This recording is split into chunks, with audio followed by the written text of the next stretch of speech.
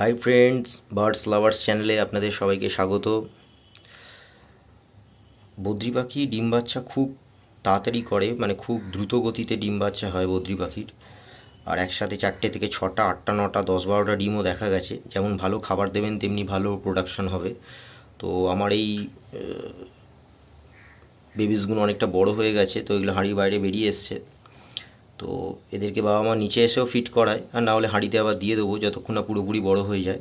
তো একটু আপনাদের সাথে শেয়ার করার জন্যই আমি জাস্ট দেখালাম যে কেমন কি কালার আসছে, কেমন প্রোগ্রেস। দেখুন, সব হেলদি বেবি, খুব ভালো করে ফিট করিয়েছে পেরেন্টস। তো সবসময় খাবার মজুদ রাখলে, ভালো ফুড দিলে তো বাচ্চা সুস্থ আর হেলদি হয়।